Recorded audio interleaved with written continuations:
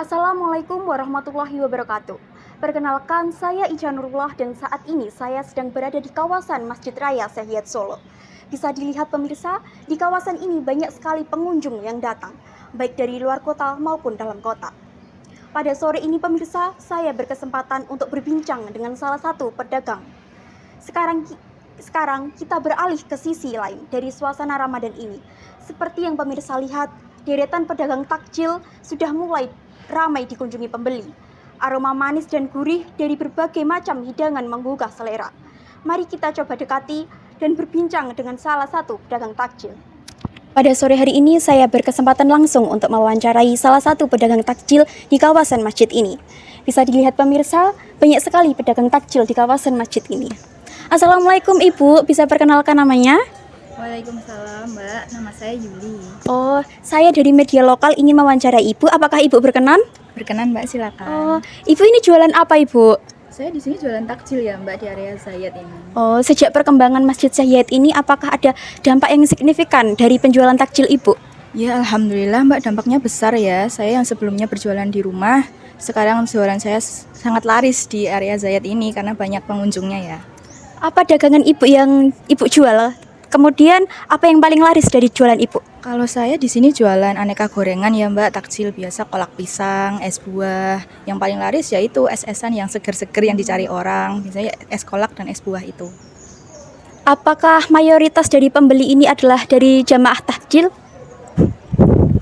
Iya, iya benar. Yang paling banyak itu dari pengunjung masjidnya ya. Tapi sesekali ada dari masyarakat lokal sendiri di sini. Ada juga yang pengunjung yang hanya mampir di Masjid Zayat untuk pulang, dibawa pulang, beli takjil dibawa pulang. Apakah ada dampak ekonomi yang Ibu rasakan sejak berjualan di sekitar masjid ini Ibu?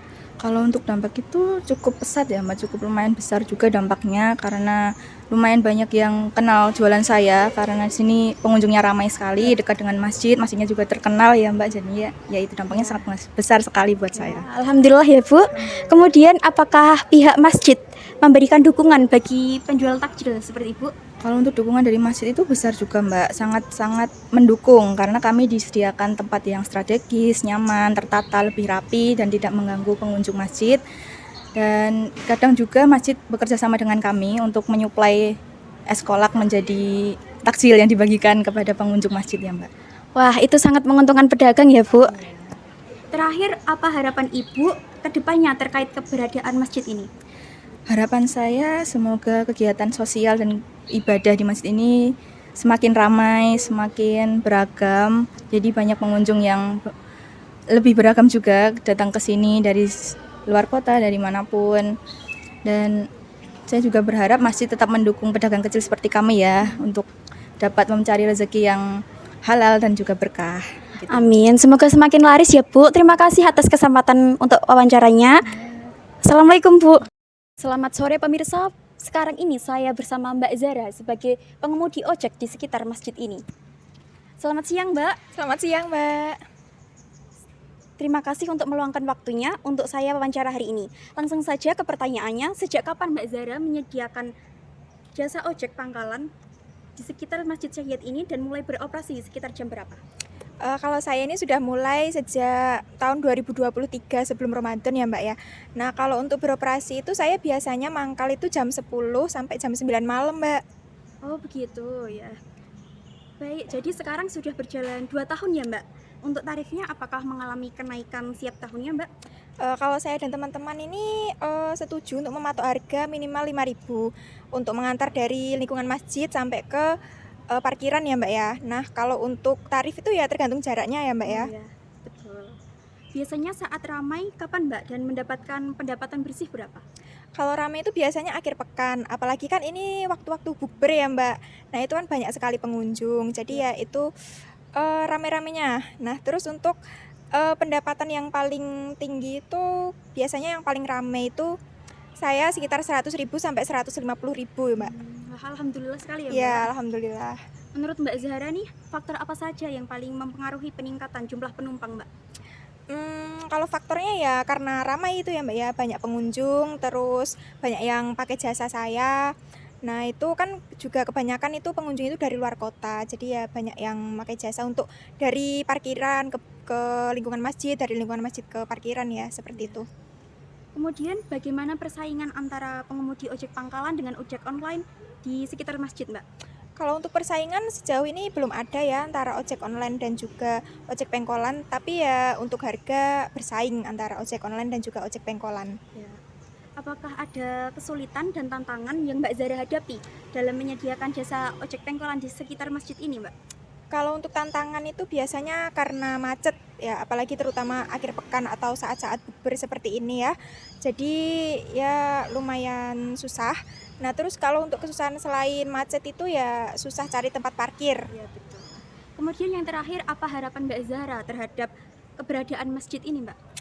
Untuk harapan saya itu ya semoga Masjid Syekh Yazid ini banyak pengunjung sehingga banyak yang pakai jasa saya dan lancar juga. Terus saya juga berharap pemerintah setempat ini juga membantu mengatasi masalah macet dan juga kendala-kendala lain. Ya, amin. Semoga lancar-lancar terus ya, Mbak. Iya. Terima kasih atas kesempatannya. Bersama saya di sini dan Ibu Lintang. Selamat siang, Ibu Lintang. Terima kasih atas kesempatannya untuk diwawancarai ya. Langsung saja pertanyaannya, jelaskan dampak positif pembangunan Masjid Al-Zayed terhadap perekonomian Kota Solo, khususnya dalam pemasukan dana APBD. Ya, terima kasih untuk kesempatannya. Nah, untuk pembangunan Masjid Al-Zayed ini kan meningkatkan pariwisata religius di Kota Surakarta, sehingga meningkatkan juga pendapatan asli daerah. Nah, pendapatan asli daerah ini berdampak atau berkontribusi langsung kepada APBD di Surakarta. Seperti itu. Kemudian Ibu, bagaimana tepatnya masjid ini berkontribusi pada peningkatan pendapatan daerah? Nah, untuk hal ini ada beberapa aspek yang turut berperan. Salah satunya adalah meningkatnya jumlah wisatawan lokal maupun mancanegara.